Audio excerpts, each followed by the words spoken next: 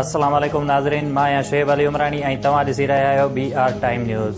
सभ खां पहिरियां शामिल कंदासीं हीअ रिपोर्ट। उमेरो बाब चांडियो जे वालिद ॾाॾे ऐं चाचे जे क़त्ल केस में नामज़द मुख्य जवाबदार मुर्तज़ा चांडियो कंदा कोट मां गिरफ़्तार। पुलिस जो चवणु आहे त जवाबदार मुर्तज़ा चांडियो खे सिंध बलोचिस्तान दंग डेरा मुराद वटां गिरफ़्तार कयो वियो आहे। गिरफ़्तार जवाबदार मथां 10 लख रुपया इनाम बि रखियल हुयो। वज़ीर अज़म इमरान खान जी अॻुवाणीअ में वज़ीर अज़म नवाज़ शरीफ़ ते तनक़ीद। अपोज़िशन ते सेनेट चूंड में वोट ख़रीद करण जो बि इल्ज़ाम लॻाए छॾियो। तक़रीब खे ख़िताब कंदे इमरान खान चयो त जॾहिं वज़ीर अज़म ऐं वज़ीर करप्शन हूंदा आहिनि त मुल्क तबाह थींदो आहे। मनी लॉन्ड्रिंग करप्शन खां बि वॾो ॾोह आहे। इकामो वठी पैसा पर ॾे मोकिलण सां मुल्क कमज़ोर थींदो आहे। अॻूणनि हुकुमराननि अहिड़ो माहौल ठाहियो जंहिंमें करप्शन ॾोह न हुयो। हाणे बि सियासतदाननि जी मंडी लॻल आहे। PDM जे लॉन्ग मार्च बाबति इंतज़ामी कमेटीअ जो इजलास। लॉन्ग मार्च लाइ इंतज़ामनि ऐं ॿियनि मामलनि लाइ मुशावरत। नून लीग अॻुवाण एहसन इक़बाल चयो आहे त लॉन्ग मार्च हुकूमत जे ख़ात्मे ताईं जारी रहंदो। PP अॻुवाण नैयर बुखारीअ चयो आहे त अवाम खे नाअहल ऐं करप्ट हुकुमराननि खां निजात ॾियारींदासीं। पंजाब ऐं KP जे 4 ख़ाली सीटुनि ते नंढी चूंड लाइ पोलिंग जो वक़्तु ख़तमु थियण खां पोइ वोटनि जी ॻणप जारी। NA75 सियालकोट ते नंढी चूंड दौरान डिस्का जी पोलिंग ते फायरिंग 2 ॼणा मारिजी विया, 2 ॼणा ज़ख़्मी। पंजाब जे वॾे वज़ीर उस्मान बोज़दार वाक़िए जो नोटिस वठंदे IG खां रिपोर्ट तलब करे वरिती। पंजाब में नंढी चूंड दौरान फायरिंग वारे वाक़िए ते नून लीग ऐं PTI जा हिक ॿिए ते इल्ज़ाम। मरियम औरंगज़ेब चयो आहे त तहरीक इंसाफ़ शिकस्त ॾिसी पोलिंग्स ते हमला करे रही आहे। PTI जे उस्मान डार चयो आहे त फायरिंग जी ज़िम्मेवार नून लीग आहे। PTI जो हलीम आदिल शेख जे गिरफ़्तारीअ ते कराची प्रेस क्लब आॾो एहतजाज। सिंध हुकूमत ख़िलाफ़ नारेबाज़ी। अॻुवाणनि जी IG सिंध सां मुलाक़ात। अॻुवाणनि चयो आहे त हलीम आदिल शेख जे कमरे मां नांग हथ अचण वारे मामले जी शफ़ाफ़ जांच कराए ज़िम्मेवारनि ख़िलाफ़ कार्रवाई कई वञे। सूबाई वज़ीर नासिर शाह चयो आहे त हलीम आदिल शेख नांग खां पोइ अञा ॿिया बि ड्रामा कंदो। हलीम आदिल शेख जी हरकतुनि जे करे मलीर मां PTI जो ख़ात्मो थी वियो। हू जंहिं बि पार्टीअ में वेंदो आहे उन जो ॿेड़ो ॿोड़े छॾींदो आहे। PTI जे ख़ात्मे जो बि उहो सबबु आहे। दादूअ में वहशत जो निशानो बणियल मासूम ॿारड़ी दादूअ जे सिविल अस्पताल खां घर मुंतक़िल। ड्यूटी डॉक्टर मूजिबि वारसनि जे मर्ज़ीअ सां ॿारड़ीअ खे डिस्चार्ज कयो वियो। शहरनि जो जवाबदार खे सज़ा ॾियारण लाइ धरणो। SSP दादू वाक़े वारे हंध जो दौरो कयो ऐं जाइज़ो वरितो। ॿारड़ीअ जे घर ॿाहिरां पुलिस पिकट बि क़ाइमु कई वई। सिंध हाई कोर्ट जे चीफ जस्टिस अहमद अली शेख दादूअ में मासूम ॿारड़ीअ सां ज़्यादतीअ वारे वाक़े जो नोटिस वरितो।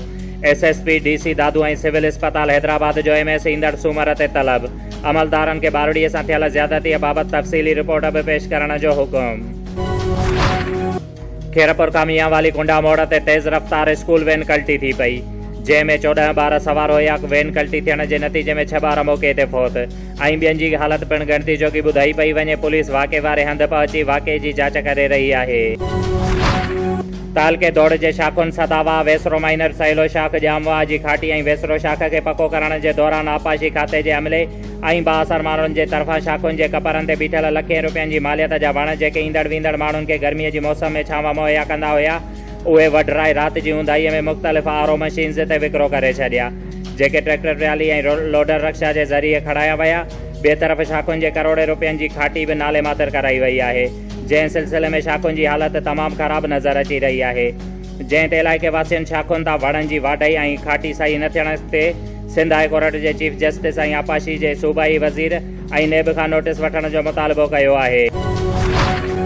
जाम साहब लॻ नुसरत कैनाल जे 72 मोरी रेगुलेटर ऐं 75 मोरीअ वटां इरीगेशन इंतज़ामिया पुलिस साण करे इरीगेशन जे हद में ठहियल नाजाइज़ अॾावतूं क्रेन ज़रिए हटाए छॾियूं, जिन सां गॾोगॾु ॿिया दुकान पिणु ड्राए पटु कया विया। जॾहिं त 72 मोरी शहर ऐं 75 मोरी शहर खे मुकमल ड्राए पटु करे छॾियो, जंहिं सबबु 72 मोरी शहर ऐं 75 मोरी शहर मिटीअ जो ढेर बणिजी वियो।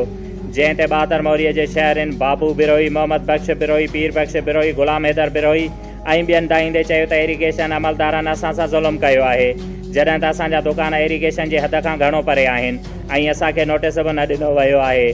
असांजा दुकान ड्राए छॾिया आहिनि, जंहिं ते उन्हनि चयो त नुसरत कैनाल ऐं 6 ॿधणी शाख विच में ऑफिसर जो घर ठहियल आहे, जॾहिं त उनखे कुझु बि नाहे कयो वियो, जंहिं ते उन्हनि इंसाफ़ जी घुर कई आहे।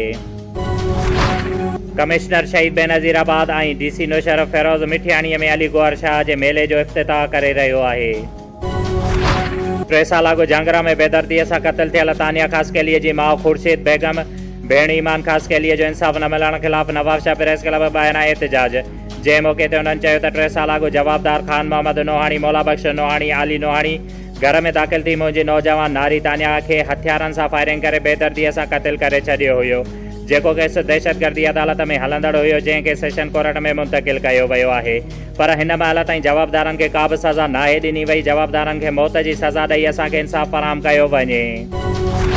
काज़ी अहमद जे भरिसां ॻोठ मालराहूअ जे रहवासन अब्दुल अज़ीज़ राहू पंहिंजे अज़ीज़नि सां गॾु नवाबशाह प्रेस क्लब ॿाहिरां एहतिजाजी मुज़ाहिरो कंदे चयो त ॻोठ मालराहू जेको सरकारी ॻोठ आहे, जिन वटि 1987 जूं सनअतूं पिणु मौजूदु आहिनि, पर कुझु बाअसर रज़ा मोहम्मद सादिक़ ऐं ॿिया असांखे पंहिंजे प्लाट ते कमु करणु नथा ॾियनि, जॾहिं त पुलिस इंतिज़ामिया पिणु रिश्वत एवज़ उन्हनि जो साथ ॾेई रही आहे, जंहिं ते उन्हनि वस वारनि खां मुतालबो कयो आहे त खेनि इंसाफ़ फराहम कयो वञे।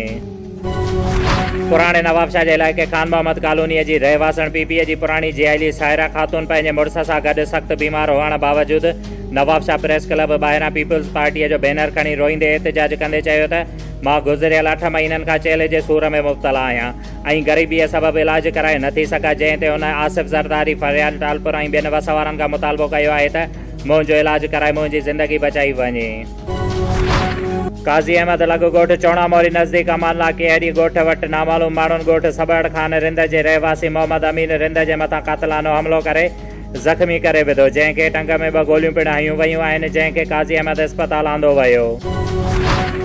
मोरो डेपार जा ह्यूमन राइट्स यूनिटी फाउंडेशन तरफ़ां मुज़ाहिरो कयो वियो, जंहिंजी अॻुवाणी लेडी डॉक्टर शुमाइला लिगारी कई, जंहिं चयो त दादूअ में 3 साल मासूम अफशार शाहाणी सां पेश ईंदड़ वाक़ियो हिकु इंसानी लॼाईंदड़ वाक़ियो आहे। असां हिन मामले जी भरपूर मज़म्मत करियूं था ऐं हुकूमत खां मुतालबो करियूं था त जवाबदार खे अहिड़ी इबरतनाक सज़ा ॾिनी वञे जो आईंदा को वहशी अहिड़ी हरकत करण खां 100 दफ़ा सोचे।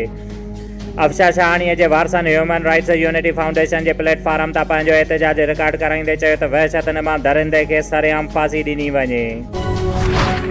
मुनीर मसीह लाहौर जे थाणे डिफेंस में रिपोर्ट दाख़िल कराईंदे चयो त हिकु कब्ज़ा ग्रुप जे मुसलिया माण्हुनि उन जे घर ते हमिलो करे घर जी औरतुनि, ॿारड़नि ऐं आयल महिमाननि ते तशदुद कयो, जंहिं ते उन्हनि तहफ़ुज़ जो मुतालबो कयो। शोएब अली उमराणीअ खे ॾींदा इजाज़त। वधीक ख़बरुनि ऐं अपडेट्स लाइ ॾिसंदा रहो BR टाइम न्यूज़।